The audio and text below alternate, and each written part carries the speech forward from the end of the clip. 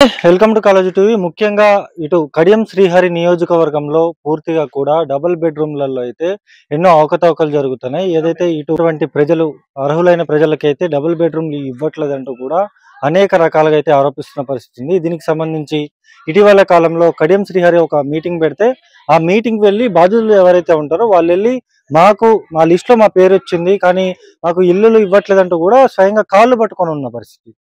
దీనికి సంబంధించి సోషల్ మీడియాలో కూడా పెద్ద ఎత్తున అయితే వైరల్ అయింది ఆ వీడియో. దానికి సంబంధించి ప్రస్తుతం అయితే కాలేజ్ టీవీ అయితే ఇక్కడికి గ్రామానికి అయితే రావడం జరిగింది. అసలు ఏం జరిగింది ఏంటనేది కాలేజ్ టీవీ టీం అయితే తెలుసుకున్న పరిస్థితి ఉంది. దీనికి సంబంధించి ఎవరైతే బాధితులు ఉంటారో బాధితులు కూడా తీవ్రంగా కూడా ఆరోపిస్తున్న పరిస్థితి ఉంది. కడియం శ్రీహరి వల్లే మా గ్రామాలన్నీ కూడా మా బతుకులు ఇలా మారకుండా అయిపోయాయంటూ కూడా ఇక్కడ తీవ్రంగా కూడా ఇచ్చేస్తున్న పరిస్థితి ఉంది. దీనికి సంబంధించి ఒకసారి మీకు వాళ్ళ ఇల్లు చూపించే ప్రయత్నం చేస్తాను. ఫస్ట్ వాళ్ళ జీవన విధానం ఎలా ఉంది, వాళ్ళ ఇల్లులు ఎలా ఉన్నాయి అనేది ఒక్కసారి మీకు చూపించే ప్రయత్నం చేస్తాను. చూసుకోవచ్చు మనం. ఈ ఇంట్లో గట్టిగా వాన పడితే ఈ ఇంట్లో వీళ్ళు తీవ్రంగా కూడా ఇబ్బందులు ఎదుర్కొంటున్న పరిస్థితి. అంటే కడియం శ్రీహరి వచ్చి ఒక రోజు ఇందులో ఉండి, లేకపోతే మీ కూతురు ఉద్యోగం కోసం మీరు పార్టీ మారిండ్రు కదా, వచ్చి ఒక రోజు మీ కూతురు కానీ లేకపోతే మీ అల్లుడు కానీ లేకపోతే మీ ఆవిడతో వచ్చి మీరు ఒక రోజు వచ్చి ఇంట్లో ఉండండి. ఉంటే కనీసం సిగ్గనే వస్తుంది. మీకు పార్టీ మారిండ్రు, మీ కూతురు ఎంపీ పదవి కోసం మీరు పార్టీ మారిండ్రు, మంచిగానే ఉంది. మరి నియోజకవర్గ ప్రజలు మీకు ఏ అన్యాయం చేసిండ్రు? కొద్దిగైనా కడుపు కన్నం తింటే వీళ్ళకి ఇవ్వాలి కదా ఇల్లులు, అది లేదు. ఎంతసేపు ఈతో పోవడం, లేకపోతే ఇక్కడ ఉన్నటువంటి ప్రజలు లక్ష తీసుకొని చూసుకోవచ్చు. అంటే ఇల్లు సగం కూలిపోయిన పరిస్థితి కూడా ఉంది. అంటే కొద్దిగానే సిగ్గుండాలి కదా. కడుపుకు అన్నం తింటే ఈ ప్రజలే కదా మిమ్మల్ని ఓట్లేసి గెలిపించుకుంది. కొద్దిగానే ఉండాలి కదా. లక్ష తీసుకొని మీ పార్టీ మారిన అనుచరులు ఎవరైతే ఉన్నారో వాళ్ళ నుంచి వాళ్ళకే ఇల్లులు తీసుకుంటారని చెప్పేసి ఇక్కడ ప్రజలు చెప్తా ఉన్నారు. నిన్నగాక మొన్న ఈ బాధితులు వచ్చి కాళ్ళ మీద పడితే కనీసం లేపని కూడా లేపలేదట. ఉండాలి కదా. ఒకసారి మాట్లాడదాం. చెప్పండి అమ్మా, అసలు మీకు లిస్ట్ లో మీ పేరు వచ్చిందంటా ఉన్నారు, అసలు ఏం జరిగింది? రాత్రి తెల్లర వరకు ఉంది. మేము మొత్తదిగా కూలగొట్టి ముగ్గు పోసుకుంటామని మేము అనుకున్నాం. తెల్లర వరకే ఏమున్నది, మా లిస్ట్ మొత్తానికి మాయమైపోయింది. ఇక మేము పోయింది ఆడ పట్టాలు ఇస్తారంటే పోయిండు కానీ ఇక పట్టాలు లేవు. ఒకసారి చూడుండ్రి, ఇక 10 రోజులు చూడురు అని మొన్న మేడం వచ్చి కూడా మళ్ళీ తీసుకుపోయి లిస్టు వీళ్ళకి ముగ్గులు పోసినాక 4 రోజులకు వస్తాను. ఇప్పుడు వాళ్ళకి ముగ్గులు పోసి కూడా 4-5 రోజులు అయితే మాకు ఇల్లు లేదు, ఏది లేదు. అంటే డబ్బులు తీసుకొని ఇల్లు ఇస్తున్నారు అని చెప్పేసి అంటా ఉన్నారు. ఎంతవరకు వస్తుంది? అది నిజమే సార్. అది తీసుకొనే ఇచ్చిరని అంటారు. మనిషికి 50,000 రాత్రి 5 పేర్లు తీసేసారు సార్. మాకైతే ఏం లేదు. ఒక చిన్న పిల్లలు వేసుకొని మా మామ ఇంట్లో అంటాను, మాకు ఇల్లు లేదు. ఇంటి ముంగట ఇల్లు ఉంటాను, అందులో బాత్రూమ్ లేదు, ఏది లేదు, అన్ని ఇన్నే చేసుకుంటున్నాం సార్. కడియం శ్రీహరి గానీ లేకపోతే కడియం కావ్యాన్ని కానీ ఏమన్నా అడగడం జరిగిందా? మమ్మల్ని ఏది అడగలేదు సార్. మాకు లేకనే ఉన్నాం. ఉన్నోళ్ళు అయితే ఇస్తారని ఉన్నోళ్ళని అడుక్కున్నారు, తీసుకున్నారు. లేనోడైతే ఏమి అడగా సార్. లేనోడిని అడుక్కున్నారు, తీసుకున్నారు. మాకు ఎవరు ఏ పలుకుబడి లేదు, ఏది లేదు, మాట్లాడడానికి కూడా ఏం లేదు. మేము గట్టిగా మాట్లాడమని రాత్రే బదురుకున్నారు. అసలు మీకు ఏం కావాలని మేము డిమాండ్ చేస్తున్నారు? అసలు మాకు ఇల్లు కావాలి సార్. మా లిస్ట్ లో మా పేరు వచ్చింది, మా ఇల్లు మాకు కావాలి, అంతే. మాకేదొద్దు. మళ్ళీ పేర్లు మార్చేసారు సార్. మాకు ఈ కూలిపోయిన ఇల్లు తప్పించి వేరే జాగా లేదు, ఏం లేదు సార్. ఇది ఒక్కటే ఉన్నది మాకు. ఈ కూలిపోయిన ఇల్లు తప్పించి ఏది లేదు. లిస్ట్ లో పేరు వచ్చింది, ఏది గ్రామ కార్యదర్శి సిగ్నేచరు, ఎంపీడీఓ సిగ్నేచర్, అది స్టాంప్ వేసినాయి, వాళ్ళ సిగ్నేచర్ అంతా లిస్ట్ వచ్చింది. లిస్ట్ వచ్చిన ఒక్క రోజు తర్వాతనే శనివారం ఒక లిస్ట్ వచ్చింది. సండేనే మార్చేసారు. సోమవారం రోజు అది పట్టాలు వంచుతారు అని కథ వెళ్ళిపోతారు. ఆ లిస్ట్ లో చూస్తే మా పేర్లు లేవు. వచ్చిన 5 పేర్లు తీసేసి వేరే 5 పేర్లు ఎక్కించారు సార్. ఇది తప్పించి ఏది లేదు. ఇంకా వేరేటోళ్ళకు పైసలు ఇచ్చారో ఏమో, మా పేర్లు తీసేసి వాళ్ళ పేర్లు ఎక్కించారు. అంటే చూసుకోవచ్చు, ఇక్కడ పేర్లు తీసేసి మీ కార్యకర్తలు మీకు సంబంధించిన అనుచరులకి పేర్లు ఇచ్చుకుంటా ఉంటున్నారు. ఏమని కనీసం రేవంత్ రెడ్డి గారైనా స్పందించాలి కదా. ఇదేనా ప్రజాపాలన? కొద్దిగానే సిగ్గుండాలి కదా మీకైనా. మీ పార్టీ మారిన ఎమ్మెల్యేలపై అసలు ఏం జరుగుతా ఉంది ఏంటనేది తెలుసుకోవాల్సిన అవసరం మీకు లేదా? దీని గురించి పట్టించుకోరు. ఎక్కడికక్కడ మీ పార్టీ మారిన ఎమ్మెల్యేలు వాళ్ళ అనుచరులు పేర్లు తీసేసి వాళ్ళకి సంబంధించిన వాళ్ళ పేర్లు పెట్టుకోవడం, లేకపోతే లక్ష రూపాయలు లంచాలు తీసేసుకొని ఇవ్వడం, కొంతమంది ప్రజలు కూడా ఉన్నారు మాట్లాడడం.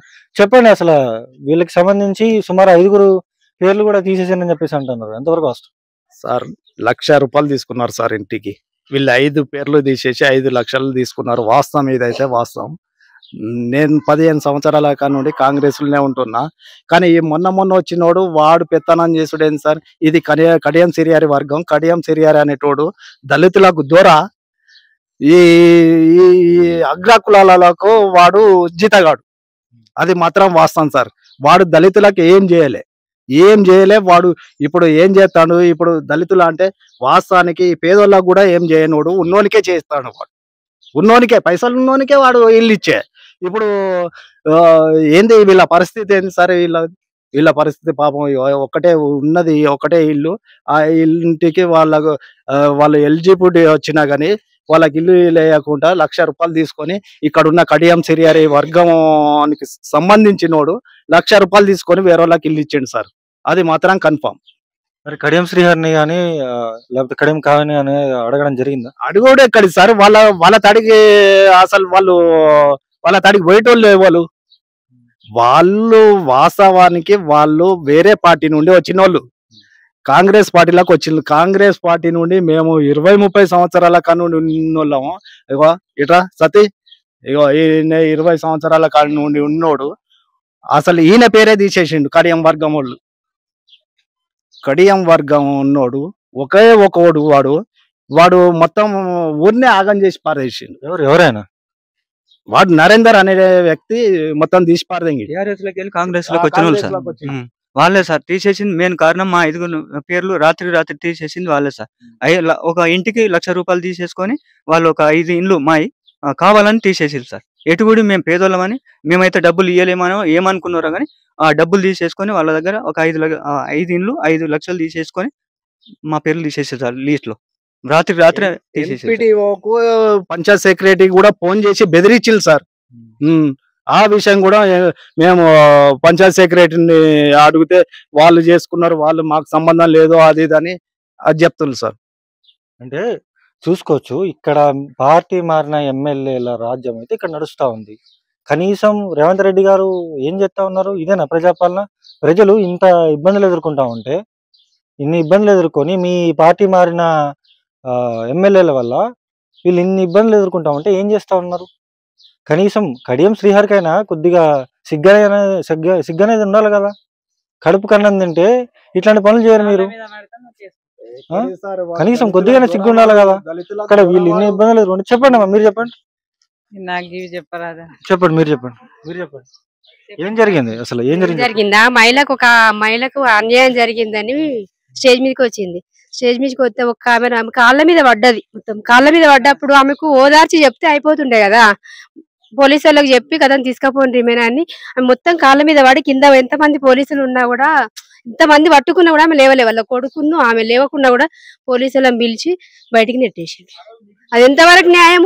ఆయన ఒక ఎమ్మెల్యే అయినప్పుడు ఆమెకు ఒక సాయం చేయాలి. ఎట్లా జరిగిందో అమ్మ నీకు, కాకపోతే నీకు అది మిస్ అయింది కావచ్చు, నేను చేస్తది అని ఒక మాట అంటే ఆమెకు ఎంతో గుండె ధైర్యం వచ్చు. అలాంటివి చేయలే ఎమ్మెల్యే కూడా. కానీ ఆమెకి ఎంత బాధ అంటే చూసుకోవచ్చు, ఇక్కడ కార్యకర్తలు, కాంగ్రెస్ పార్టీకి సంబంధించిన కార్యకర్తలు వాళ్ళకే ఇల్లు ఇవ్వకపోతే, ఒక ఇందిరమ్మ కమిటీ ఇన్వాల్వ్ లేదు ఇలా, ఒక గ్రామాధ్యక్షుడు కాంగ్రెస్ పార్టీ గ్రామాధ్యక్షుడు ఇన్వాల్వ్ లేదు, ఇందిరమ్మ కమిటీ వాళ్ళకి సంబంధం లేదు. ఏమున్నా కడియం సిరియారి వర్గమే నిర్ణయించింది. కడియం సిరియారి తీసేయడానికి కారణం వాళ్ళే, ఈ ఇండ్లు రానికి కారణం వాళ్ళే సార్. ఇది మాత్రం పక్కా సార్. అంటే గత సంవత్సరాల లీడర్ ఉండాలని చెప్పింది సార్. ఐకేపీ నుంచి లీడర్ ఉండాలని చెప్తే మేము ఒక 4 సార్లు గ్రామ పంచాయతీకి వెళ్ళిన. ఐకేపీ నుంచి అధ్యక్షురాలు ఉన్న వాళ్ళే ఉండాలని చెప్తే సరే అని మేము వెళ్ళినాం. వెళ్తే మేడం ఏం చేస్తుంది, ఈ కాంగ్రెస్ పార్టీ వేరే, టీఆర్ఎస్ పార్టీ వేరే, వాళ్ళు వచ్చి మాకు పని తీర్తలేదని కాంగ్రెస్ వాళ్ళు, టీఆర్ఎస్ వాళ్ళు ఏమో ఇవాళ పెట్టాలని టీఆర్ఎస్ వాళ్ళు. అయితే ఈ 2 కావాలని 3 రోజులు 4 రోజులు తిరిగినాక ఏం చేసి లీడర్లు ఎవరైతే కాంగ్రెస్ లీడర్లు ఉన్నారో వాళ్ళ భార్యలనే పెట్టుకోవాలని పెట్టుకున్నారు సార్. వాళ్ళ ప్రభుత్వం జరిగింది. మేము ఉంటే మాత్రం ఇలాంటిది అన్యాయం జరగనియకపోదు అసలు అది జరిగింది విషయం. అంటే కాంగ్రెస్ ఏదైతే ఇందిరమ్మ ఇళ్ళ కమిటీలో కూడా మీకు సంబంధించిన వాళ్ళే ఉన్నారు అని చెప్పేసి చెప్తా ఉన్నారు. ఇప్పుడు ఇక్కడ ఎవరైతే కడియం శ్రీహరి అనుచరులు ఉన్నారో పార్టీ మారిన వాళ్ళే ఇక్కడ రాజ్యం వెళ్తున్నారు. గత 10 సంవత్సరాల అరచక పాలనలో ఉన్నది మీరే. మొత్తం ఎక్కడికక్కడ ఉన్నటువంటి సంపదను మొత్తం కొల్లగొట్టిండ్రు. ఇక్కడ చూసుకుంటేనే ఇప్పుడు పార్టీ మారిండ్రు, మళ్ళీ ఇప్పుడు సంపదను కొల్లగొడతాండ్రు, అరాచకాలు చేస్తా ఉన్నారు. అసలు ఏం జరుగుతా ఉంది? రేవంత్ రెడ్డి గారైనా ఇప్పటి వరకు కూడా దీని మీద ఒక ప్రత్యేకంగా దృష్టి పెట్టిన పరిస్థితి లేదు. ఏం జరుగుతా ఉంది?